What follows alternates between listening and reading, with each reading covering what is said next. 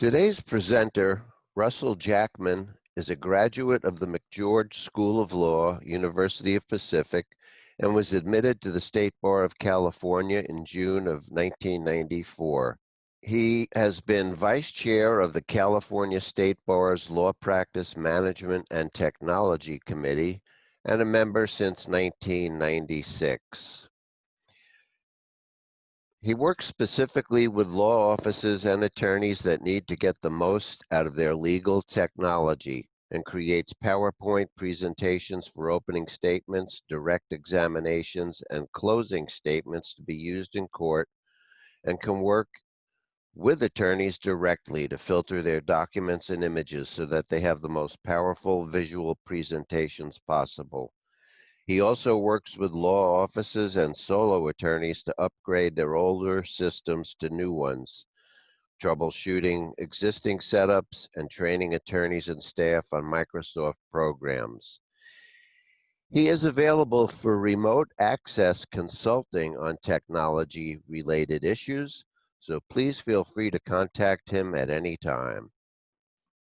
Hello, welcome to PowerPoint for the Courtroom and Beyond. My name is Russell Jackman. I'm giving this talk for the Center for Continuing Education.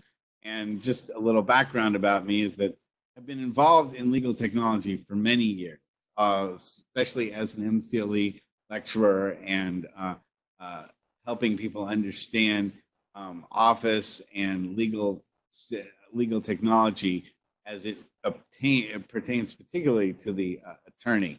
And I've been with the State Bar of California, and now I'm proud to give lectures, of course, associated with the Center for Continuing Education. And so the question is, why PowerPoint? And the biggest reasons could be that people come up with first is that they go, well, it comes with the Office suite, and it's easy to learn, and it's powerful. There are a lot of facts that we see with PowerPoint, it being pretty much an omnipresent program, from offices to even presentations done by politicians. You see that that it's because not only is it easy to learn, its presence and the fact that people are so used to seeing it means that it has a familiarity with it that makes it powerful. So I think a lot of attorneys are either intimidated by PowerPoint or they really don't know what it can do. I was telling someone earlier that PowerPoint is, when you say that a person is making a presentation on the PowerPoint, it's like saying a musician was making music with a piano. PowerPoint is simply a tool, and there's 88 keys on a keyboard. Makes a piano yet an infinite number of notes. And with PowerPoint, there's an infinite number of things you can do with the tools that it makes available if you decide to put the effort and time and knowledge into making it work for you. I've certainly seen in many cases where a great idea can go bad because the tools aren't applied correctly, much like if you didn't know how to play piano and you just jumped on the piano and started banging the keys, you wouldn't be making music. But just like with a piano, if you practice it, you learn how all these different things function together and use it as a way to capture the ideas that you have within your head, be able to make them look the way you want it to. That is where the PowerPoint. So how does PowerPoint work? By controlling the flow of information. Okay, and that is probably the greatest philosophical element to why you want to go into everything. Every slide you create in PowerPoint needs to be based on the concept controlling flow of information. Because when you do control the flow of information, people are following what you have to say at the pace you want them to understand it. And that is the most powerful thing you can do to convey a message to somebody else.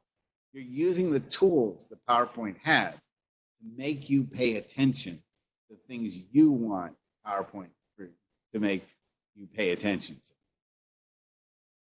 So the idea is, let's face it, people, especially these days with the lockdown, want to make sure that they want to make it like television. They spend a lot of time with their TVs. They're familiar with how TV works to a degree, in the sense that TV is not just all about special effects. It's not just all about the things that you're seeing on the screen. It's a combination of all these things. It's going to create what you see as a visual interest. Okay, so if you're not interested in it, you won't look at it. But if it is interesting, you will. And you have to get into the minds of your audience, whoever it is, whether it's a boardroom or a courtroom. You're going to have to make them pay attention to what's going on the screen. So that involves graphics and color. Okay, and that's something that, of course, what we get through PowerPoint. It's so easy to do. Changing the graphic, changing the colors behind your backgrounds, being able to have an ever evolving landscape, visual landscape for the audience, without hitting them on the head with a firework display, or as sometimes I call it, Disneyland on acid effect, where you have people just hitting you with so many special effects you can't concentrate on the message itself. You want to obscure the message.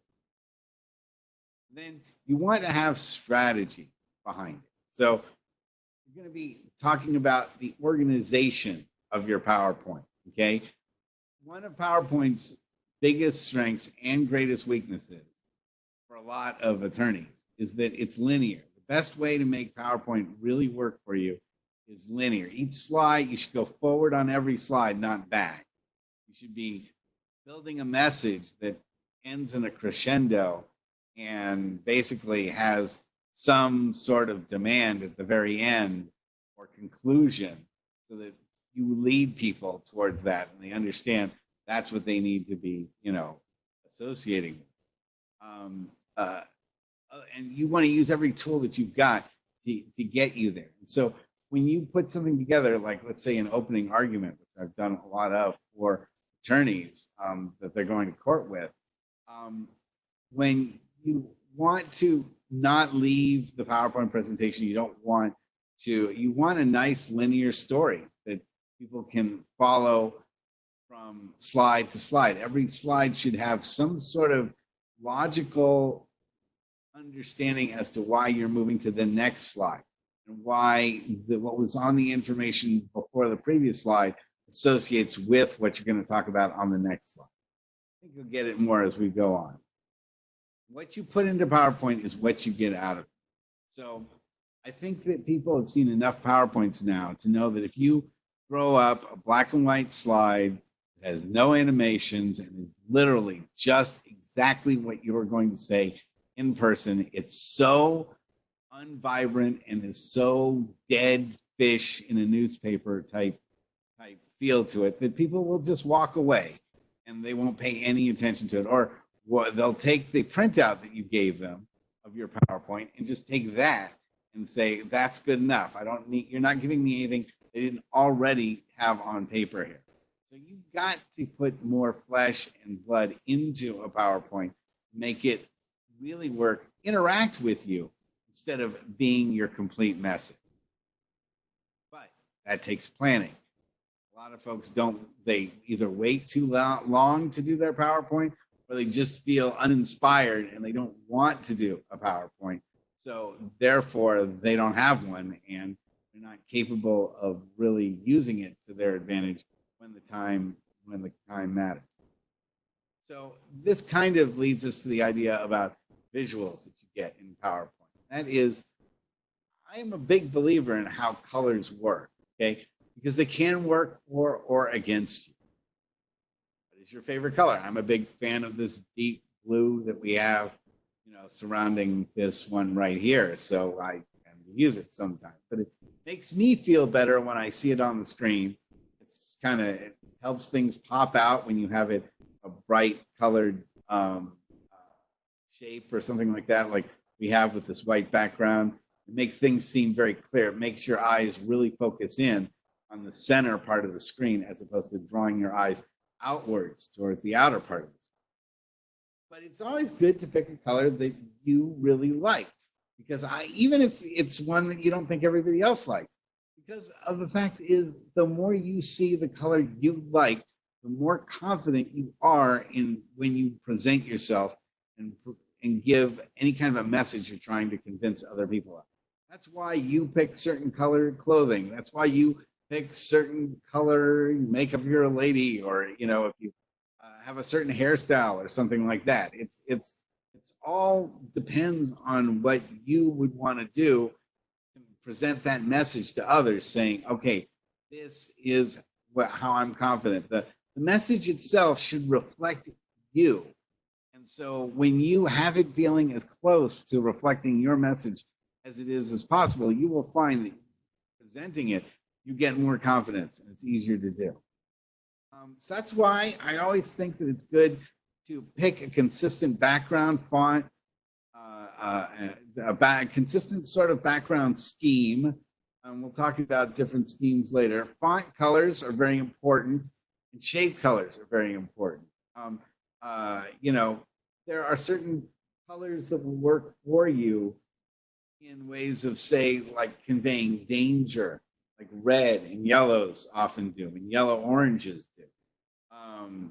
Yellow oranges go with things like, we use colors all around us, like for stop signs and for stop lights and for caution and danger and all of that. And so you can use those things to work for you, and you can also use them to work against you if you don't use them the right way. But you can use them against other people by either maybe picking a negative looking color, like a bad looking green or a bad looking brown or something, depending on how you feel about it too. It'll give you that sort of visual association that even when you just glance on it on your screen, psychologically, you're going to know that those are negative things. Those are things that you want people to feel negatively about.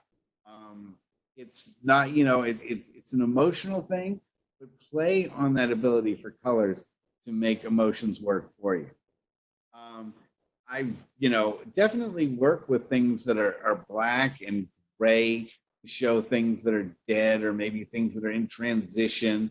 I've used black and yellow a lot of times to really get people's attentions to danger, or that sometimes we've done final damage slides in a black screen with yellow colors, which really, with a shadow around it, looks pretty sharp and really makes you pay attention what it looks like. I'm going to show you things like the associating things with highlighting, like a highlighting style animation, which makes people think about, oh, well, if I had a highlighter, I'd be highlighting this. So you're going to see that a lot of different colors, when you use them right, can send an amazing message back the other way. So we've seen the things that represent poison. We've seen colors that represent hazards, and it's good to be aware of all of that. So here's actually a color chart. I'm certainly not trying to offend anyone who's like a big fan of any particular colors, and it's something that you can always take as a grain of salt, like the things like, whether, loathing is that purple-ish color or grief is a dark blue. I'm not sure about that either. So the blue is sadness, but there are ways that you can coordinate these sort of colors in with your message. If it gives you, I don't think that this is the sort of thing that you look at and you go, okay, for sure, anything that's blue has to do with sadness. Obviously, there's a lot of nice things to do with blue. But my point is, you want to be able to, in your mind, know that certain colors generate these kind of emotional connections with you, and what color works for you, what color works against you, is worth putting some time and thought into when you plan out a power. So just a quick word about templates, which is of the big things that you'll see available in PowerPoint, and they can really help keep you from having to reinvent the wheel on certain styled designs you want to incorporate. So sometimes you can try business or industry, and that gives you thousands of templates to choose from. To give you different layouts and backgrounds and certain types of font styles and colors. I don't usually use these myself, but certainly when it comes to, like, say, you need a complicated presentation that was going to involve a lot of organizational charts and things like that, you didn't want to have to design by hand and the wheel's already been invented, or certain, like a financial presentation or something like that, those work pretty well. So there's also all sorts of new ways now that you can get your pictures into a presentation. And I'm not sure a lot of people in PowerPoint really even use this to their advantage.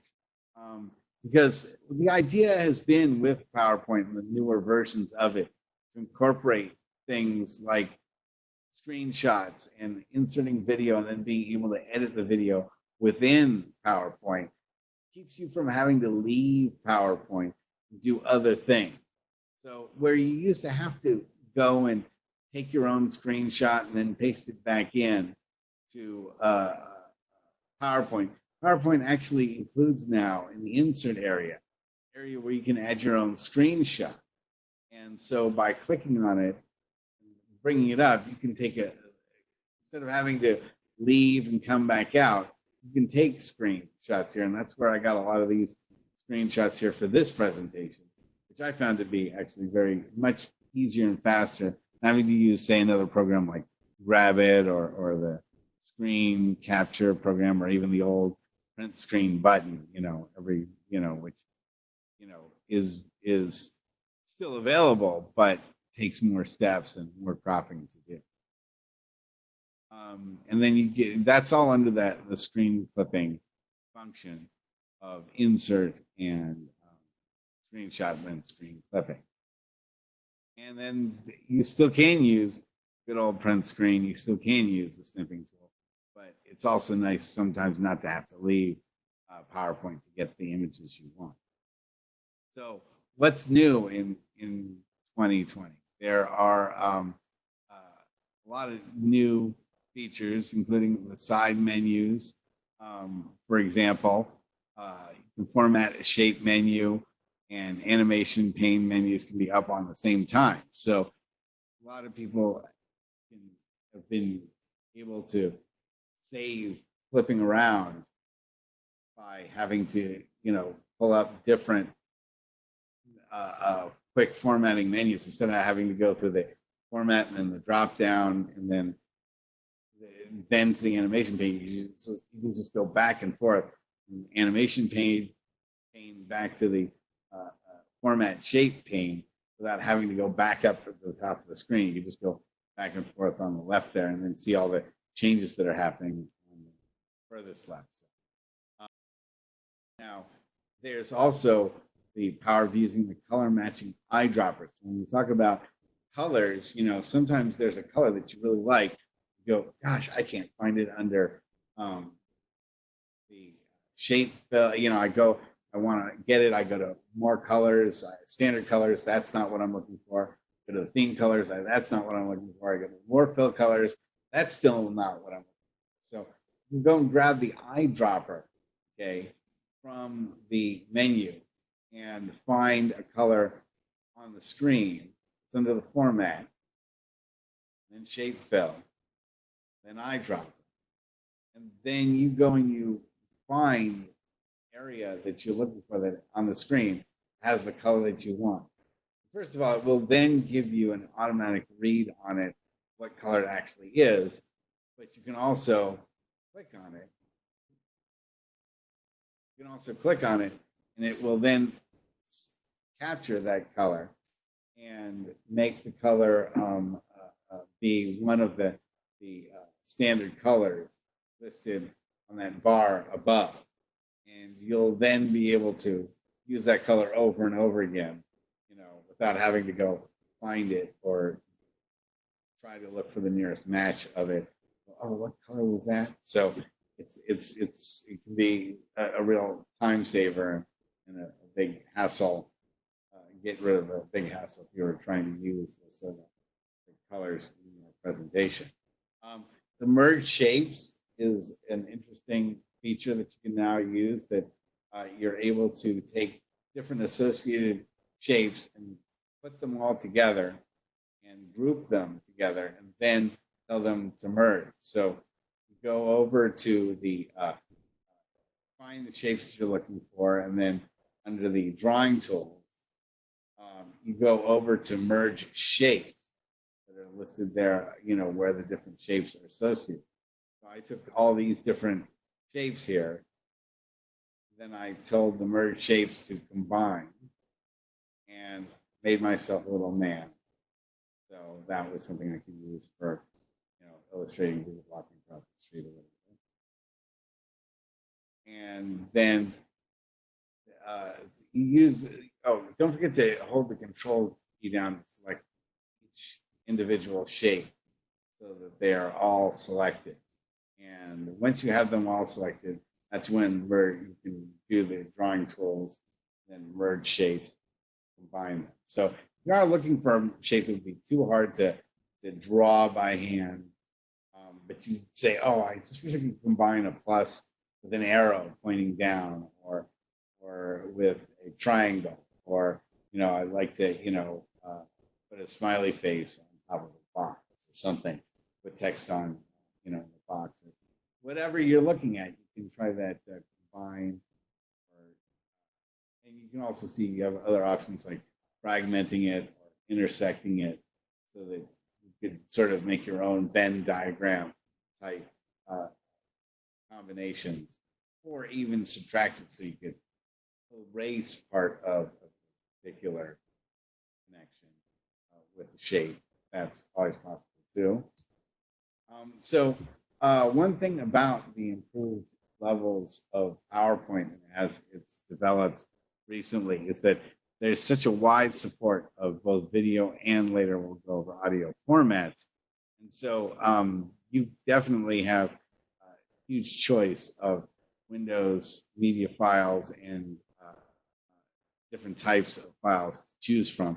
It can take the now it can take the Windows media file format, the Windows video file format, the AVI, the MP4 video files now, including the .mov file, which is a really popular one for Apple. There's MPEGs now and MPG files, and then the Adobe Flash Media files are still being supported, and WMV. Plus, I also think that you can now use MKV files too, and just it pretty much is an omni player. Just about any video file you can get your hands on. You can also add video from an online source, from Insert Video itself, if possible. And video format, according to Microsoft itself, it says that the best video playback experience should be done with MP4 videos encoded with H.264 video or MPEG 4 AVC, AAC audio.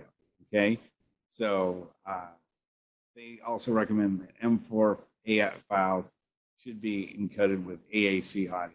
That's a little bit of techno speak for the folks who really want some statistics, but most phones now are recording in MP4 videos and that meet these specifications. So I think that because most people now, as they get a video source, are creating them on their phone. That doesn't mean you can't load up an older ones. The only videos that are still a problem, and they were always a problem before, and they still continue to be a problem, are the ones that were made for really, really old video players, DVD players that were what we called TDS, TOS files that were basically not a single file to load up. They were like a combination of files that were loaded up in sequence, give you those chapters and everything like that for a commercial DVD, like when you got DVDs from Blockbuster, say, or from Netflix back when they used to send DVDs out. That format is not a single file video file, so that still requires a different way of being able to encode what's on there into an MPEG file or an AVI file or an MP4 file that would then be usable by PowerPoint. So that's still a problem, and there may not ever be a solution except that hopefully anything that has strong legal implications will be coded eventually from that DVD format to a single file, video file, and just be able to be imported simply from there. And let's just quickly talk about audio formats. Audio formats pretty much in a long time haven't changed much. I mean, still at things like MP3s and WAV files for the most part. And they do have a nice play in background feature. Makes it easy to have the same audio playing throughout the slides instead of having a different audio program playing at a certain point in time and then you having to go stop it. So another addition of you not having to leave PowerPoint to make a certain function happen. Comments have been really improved and something that really helps people work collaboratively on PowerPoint. You can find it under the Insert tab. By going to comment, you can add in silently, for anyone that's looking at the presentation, will understand that they have different PowerPoint comments that may help them be able to understand what needs to be done with a slide or how to make it work a little bit better. They're invisible during the presentation, and you can also have the comments be timed, cycle through forwards or backwards. We also work with what's called smarter guides, and that is something a lot of people see in PowerPoint, but they're not really sure how it works. It also is something that exists in Publisher and in other programs that are in Word when you're working with shapes or trying to move things around. But a lot of people don't really understand how these smarter guides actually work. And it's their vertical and horizontal lines on each edge, okay? But they help you line everything up to make sure that both it's square vertically and horizontally instead of having to use guide or grid lines. Sort of like they're built-in grid lines to the object itself. And so it helps you also line up multiple shapes so they all have equal distances again between them, rather than you having to go up to the top and sort of measure your eyes where they fit on the guidelines. Because I know, like a lot of folks, our eyes are all getting a little bit hazier and hazier every day. So, it's nice to have the ability to have the computer do the work for you and tell you exactly where the midpoint is between two objects or where equal distances are between two objects. But you can still bring up the old grid and grid lines with your right click in the main part of the document itself, the PowerPoint presentation itself, and you can still bring up the ruler and all of that.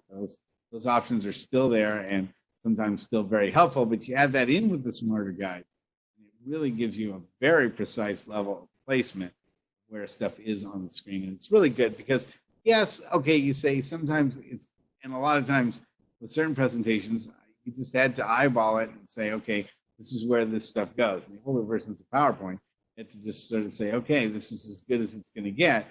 And, especially in courtroom situations, when you have folks sitting around in a courtroom and they're on the jury and they are just kind of bored because they've been, just hearing dull stuff all day long. You give your presentation and it's a great message. But if they start losing you, and they start, and let's say you're droning on and on about something, but it's an important chart or something. If you have like one thing that's not lined up with the other, it's an unfortunate situation, but there's going to be jurors that don't pay that much attention to what you're saying. And if something's not lined up exactly right, all they're going to see on that slide is that that box wasn't lined up with the other one. It doesn't matter what the message is inside the box. They're going to get what I call, uneven fingernail syndrome. They will sit there because they're so bored. They'll look at their fingernails and they'll go, one fingernail is longer than the other. And they'll obsess on that and they won't pay any attention to your point, which is more also to the point that every slide that you do really should be something that presents itself, whether you are there to give that message or not. And that is because sometimes people won't listen to what you have to say. Sure, there's a person or two, God just wound me to my soul, but there's people that are probably not listening to me right now while I'm talking about this, even though I try my hardest. And so it means if you glance up and you just look at this slide, even for a split second, what do you get out of it? At least for a split second, I'm talking about guides and there's left and right arrows and there's dots there and some squares. So it probably has something to do with lining things up. And if that's all I conveyed as a message, you know what? That's fine, in the sense that I'd rather get that simple a message across than nothing else. I'd rather get my entire message across. That's why I'm sitting here talking. But I still think it's important to understand that if you can't get anything out of someone's attention more than 3 seconds, what would they get out of this slide? If you get something, it's better than nothing. And of course, one of the things that goes right back to what I was talking about, you can custom color the guides, even though those guides won't show up on the presentation itself. It can help you differentiate certain levels of like certain boxes that are, or shapes or text boxes associated with one side or another, or one's a positive or one's a negative. That's just something for your own use. And then I really like the idea that you do really sensitive nudging, which is just with the arrow keys. When you have something selected, you can line things up better than ever before and really get a very fine level of connection or distance, if that's what you're looking for. And it was very hard to do in previous versions of PowerPoint. And in the more recent versions of PowerPoint, they've really made a focus to get you pretty much as much control over those shapes, where their placement is, as possible. And that's through the super sensitive nudging feature. And then motion paths have been improved greatly over the years too with PowerPoint. And it's a great way to show how something, moves on a map.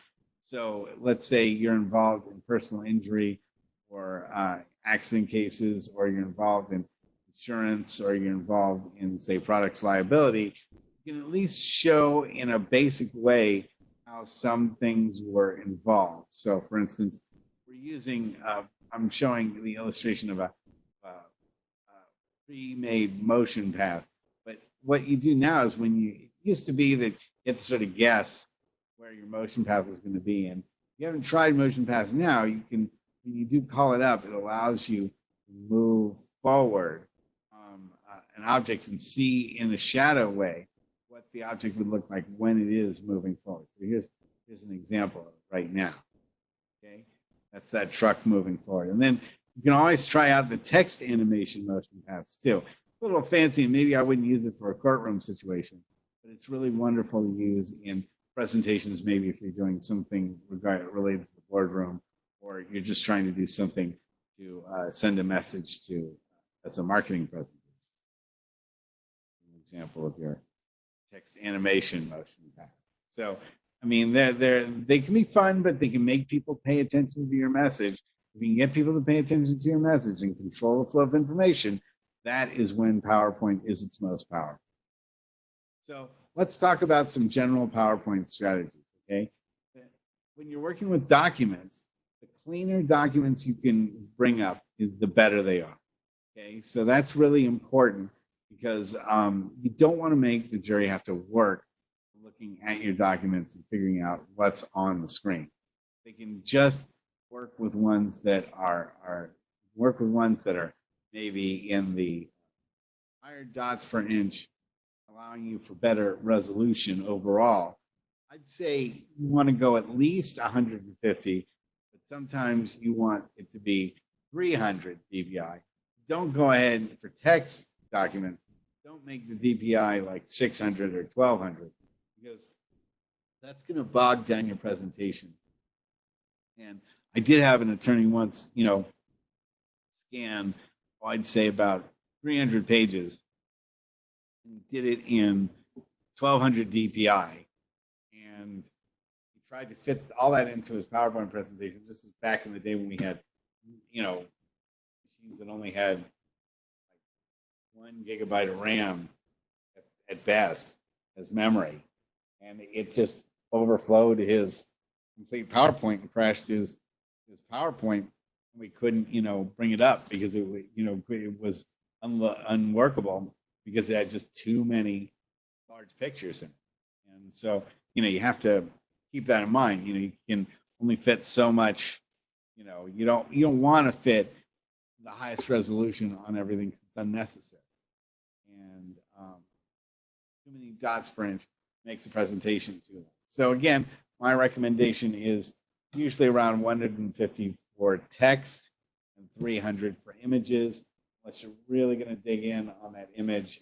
Say the image itself is really important, show an accident scene or something like that, and then you can go with higher DPI. So the dots per inch, you can find that setting on your scanner, and it's usually not that difficult when you're scanning photos or taking photos to keep that resolution in mind. Especially documents, I think, is the most important part, because a lot of presentations involve a lot of documents being scanned, and you don't want to underdo it so they look fuzzy. But by and large, you want to keep the space down to space for other things.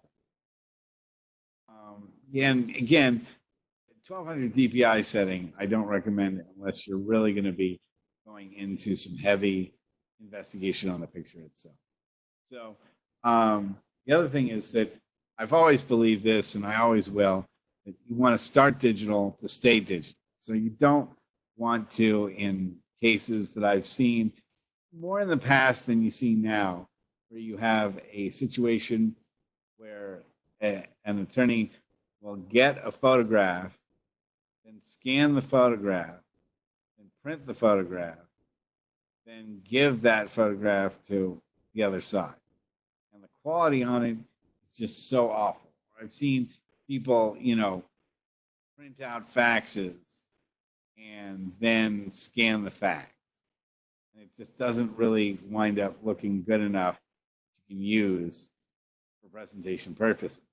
Especially if you have a way of making a discovery request for the digital sourced items themselves, and can actually get the digital output, or the digital copy, text or Word files themselves or whatever, instead of a printed out copy you then have to scan back in. That's going to really help your presentation a lot, make things clearer for people to see and understand what precisely they're looking at in some of the more important documentation in the case. So again, don't accept printed digital photos and then rescan them. You're going to lose a lot when it comes in depicting a scene or an injury or something like that. But sometimes you don't have a choice, but you should at least get the photos yourself, scan them yourself if they're original photos. But digital photos, you should always be getting the source files, not an actual printout. And then always want to get those original electronic documents. They're easier to index, easier to search, and easier to store. There's just no way that a scanned document is superior to the original electronic version of it, especially if the other side is not paying enough attention, releases all the metadata with it. It does nothing to scrub that information off before they hand it over. Of course, you can make a request to ask for the metadata as well. Hopefully the judge will approve that, because it may, in other lectures, I talk about how the metadata that's on that stuff can be important to your case. So break those slides up. I definitely see attorneys whose tendency is try to do the Gettysburg Address on one slide, and they think every slide is the most important slide. And one attorney who had over 200 slides, and when I try in a presentation for a dog bite case, yes, a dog bite case with 200 slides on it, and I really said there's just no jury in the world that's going to sit through a 200 slide dog bite case. It wasn't a fatality. It wasn't, a terrible fatality situation. And I said, you got to edit some of these slides out. I mean, he had so many just oratory slides that were him reading off of these slides that were literally packed in 12-point font from beginning to end. And whenever I would touch any slide, he would say, "Oh, wait, that's the most important slide. You can't edit that.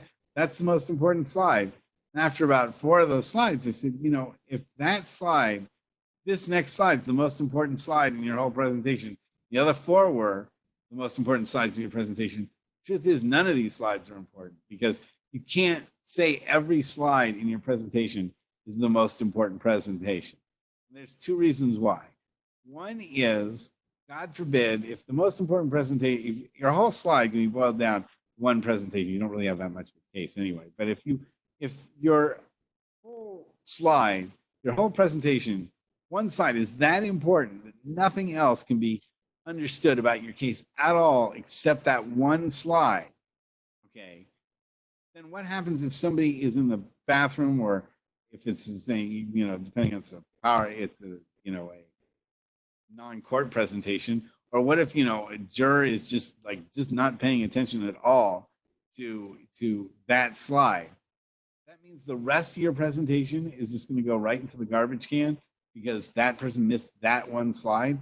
Or are you smart enough to be able to build your presentation as it goes on, and so that every slide helps build from an initial premise, but refers enough back to the original premise, at least at some point in time, for you to sort of understand the story of where you are and how you got there, and why the jury should care about a defendant, or why a jury should care about a plaintiff. Why you would have motivations, or why you would have certain things happening in a certain sequence, that people never feel that they're completely out of it if they didn't pay attention to one slide. If you have more than 3 points on a slide, and I'm not saying that's a religious thing that you say, well, you put 4 points on a slide and you've ruined the slide. I don't think so, but you should start getting a little voice in your head when you get to points number 5 and 6 to say, could I possibly make this on another slide and have it still convey the message I'm conveying, yet separated enough so that people have had enough time to think about my previous points and digest it, yet, okay, we're moving on to another concept here. So always, I've just felt a lot of cases, you could almost double the number of slides someone has and still get the presentation to flow as quickly and as evenly as it did when it had half those slides, but more information crammed on one slide. Okay? More slides moving faster are better than dwelling on one slide for a long time. When you're on one slide for a long time, people's eyes wander and they don't quite get your point any longer, and they start stagnating on it and they want to move on. But guess what? We're moving on. So let's talk a little bit about backgrounds and watermarks. If you're going to have backgrounds and watermarks, you've got to have consistency on them. They help set the mood and they help organize it. So I often use my backgrounds and my background colors to sort of give me the phase of the case or a presentation, for instance. The closer I get towards, let's say, These are all financial slides that I'm going to be showing for the case is dealing with financial statements. So I'll put green in the background, kind of a money background. If it's going to be damages, sometimes I'm going to be putting black or red or something like that as a background color. And then it means when I go to say, look at the thumbnails, go say to the slide view, and look at my PowerPoint, sort of a zoomed out perspective. If I see blocks of different colors, I automatically know to myself, okay, so if I'm going to make a new financial slide, I'm going to go down to the green slides, which are slides 33 through 38, or I'm going to go to damages slides, which is going to be lavender 29 or 54 through 57. It's you're setting it for yourself, and you make your own roles. But you'll find that by having different colors in the background that you associate with different parts of your case will help put you in that sort of organizational mode. Okay, this is where I am right now, even if you get a little bit lost during your presentation. Watermarks. Now, I'm not a huge fan of the watermark stuff, especially if you're going to use it in court, but even when you're making any kind of another presentation, I've always felt that kind of distracting. And I do think in a lot of cases, too much screen real estate is used. I do think, if you can, instead of having watermarks and backgrounds that sort of obscure where your text boxes would be, I'm for making bigger text boxes and bigger text. By and large, most people don't make their text big enough. And as I said, a lot of us, our eyes are getting more weary every day and not as strong. So the bigger text that you can use to show things to your audience, the easier you're making it to understand. And that's the other thing too, is that you've got to understand there's a certain point, and I told you you want a presentation to reflect you as much as possible, but you still have to think of your audience. You have to say to yourself, if I were out there in the back row looking at this, could I see what's on the screen? Could I understand what's being said? If you don't create a background and you don't create a presentation that is meant for the person that's in the back, for the person that can't see too well, for the person who can't hear too well, or for the person who just has some sort of disability, you're not going to be able to have that message reach everybody. If your message can reach them, you can reach everybody else. So think about that when you're making your presentation somewhat, because I've seen a lot of presentations where they have blue text on blue backgrounds, a blue font, and a blue text box. And nobody can see what's going on. And I've seen watermarks that are more interesting than the presentation itself. And then after time, after slide 50 or something, you'll wind up paying more attention to that background. I guarantee you, whatever is being said on the screen. Now here, we've got a nice gray text box. We're getting closer to the end of my presentation. So I created a nice gray text box of you not being able to look at anything else but what's here on the screen. Nice way to control your way of flow of information. Let's just talk quickly about things like getting PDFs into PowerPoint. You can take a snapshot of the PDF from Adobe itself. You can use the screen capture tool now or the snipping tool to bring it in. But always use as clean an image as possible, like what I was talking about before, so that it looks good when you bring it in. Try to get, if you're going to use a PDF, see if you can get one that's in 300 dpi or better, and that's in grayscale, so they'll give you the most realistic view of the text as possible.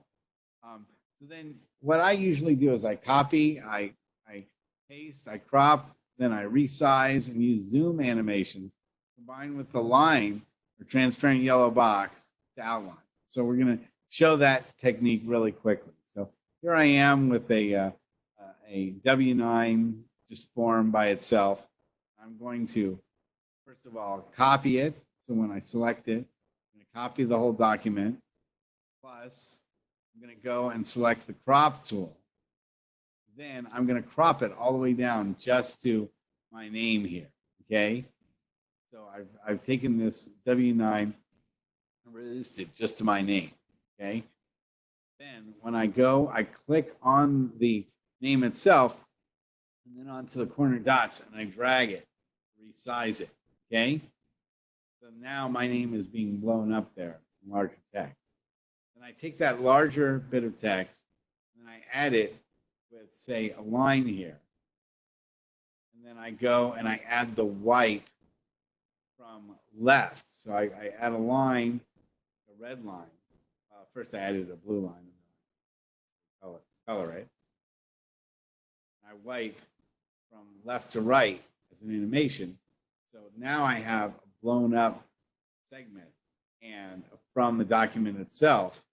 And then I've underlined it so that people can pay attention to what's there. So again, you right click on that line to change the color, the width, and the dashes and dots if you want to. Dashes and dots are great to show motion and movement. So this is an example of what it looks like. This is an example of using a highlight where I added a shape, rectangle, plus a yellow color, and I went to right-clicked on the shape, formatted the shape, turned the transparency to 75%. There's no outline, and then the animation from right from left, and that gave me this highlight-looking effect. And also, as I said, give people that psychological feeling like, oh, okay, if I were using a highlighter and highlighting something, that's what I would highlight in this document. Sort of walking somebody through a conclusion on what they would consider important. So let's just talk a quick little bit about also one thing that's very new in PowerPoint, and that is the concept of inserting video, trimming video, and changing video appearance. With PowerPoint, you have the ability now, instead of leaving the PowerPoint itself, to insert video. It's the same way that you insert a picture. It's going under insert and then video. But what you can do is when you have that video now in your file, you can right click on it and tell it to trim that file and be able to set a start and end period so that you can just get a video segment. So it's very powerful for, let's say you want to use deposition testimony that you found. You can find the video clip, just right click on it once it's inserted and go to the trim area. Be able to just go to start and end point that are, a 1 minute segment of a 1 hour video.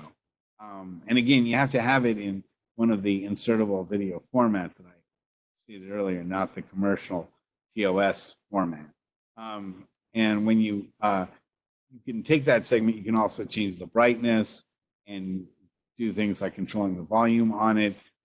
So that's a powerful tool. It used to have to leave PowerPoint for, get a video editor out and do the video editing and save the file back again, then reload those clips back in. Here you can do it all within the latest versions of PowerPoint. It's very powerful. Here's also some examples of things like the highlighting of documents and showing what is important here. A lot of times it's great. You can use, say, like a wipe to the right line as an underline. Then bring up with it an associated translating text box. So for things like handwriting, to make things easier for people to read. Just on the steering wheel and head on windshield. For instance, I always thought this one attorney made a lot of money just by being able to read any doctor's handwriting that he came across.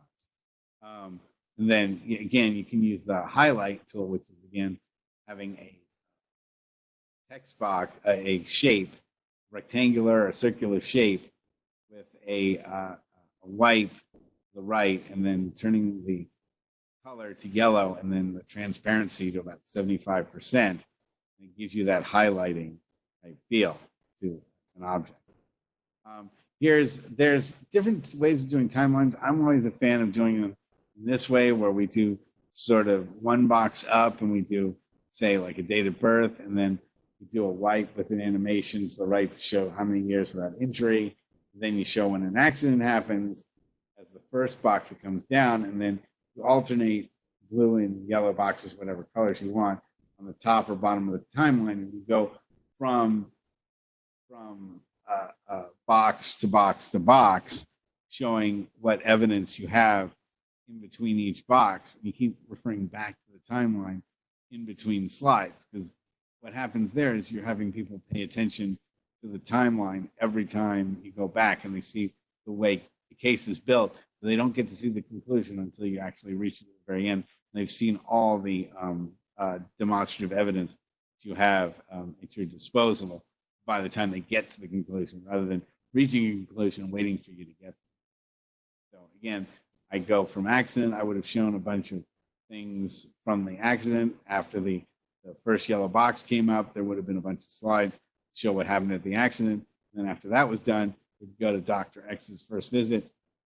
And then after that would be all the things that happened Dr. X's visit. Then the next box would be when they did rehab or any other particular notable elements needed on the timeline, including surgery and recovery and all that other stuff. Organizational charts are, I really feel that they've improved a lot over the years with PowerPoint, giving you a lot of built-in things. You used to have to build these things yourself. Now they allow you to pick things like hierarchy and relationship charts and all sorts of different lists and things like that. So you can customize these things to meet what you want to have said, but it's a great way for you not to have to do them all yourself or do them all from scratch. So here's an example of a hierarchy chart. It would be, for instance, a construction type case. And all you'd have to do is just type in the things that were important to you in your case, or in your company, or making any kind of a presentation. You'd have that sort of drop down at a glance organizational chart. With again, you having to drop each box in, draw lines for each box, draw, come up with font colors and designs and so forth. There's also improved chart tools, that you can go and easily insert charts in from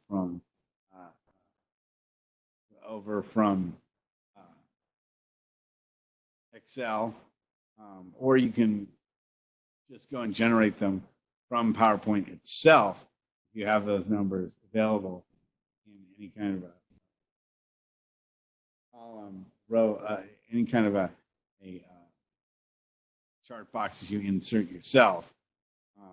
So you can go back and forth from Excel to PowerPoint very easily.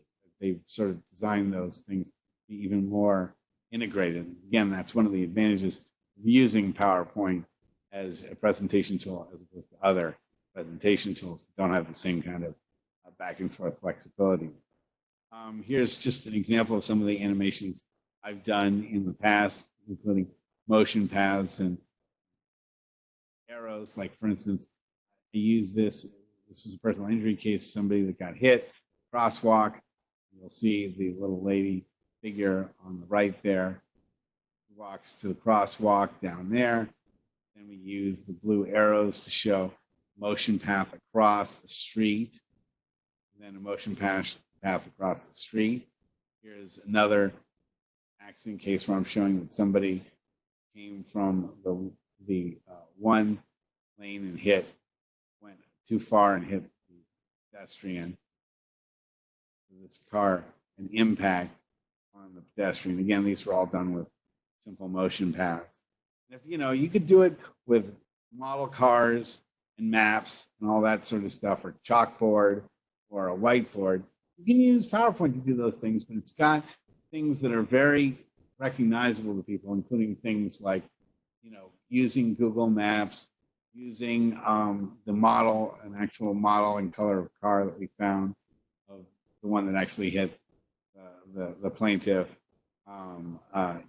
pointing out things like median and where the parking was and the different streets and everything, so that, again, people can get that clear visualization of what was going on, where they were, what happened, depicting the scene as closely as possible so that they can come up with an informed decision of what they've been looking at. So some other quick tips that I've got is that if you ever need to blank out the screen quickly, you use the W or B keys to make the screen turn immediately white or black.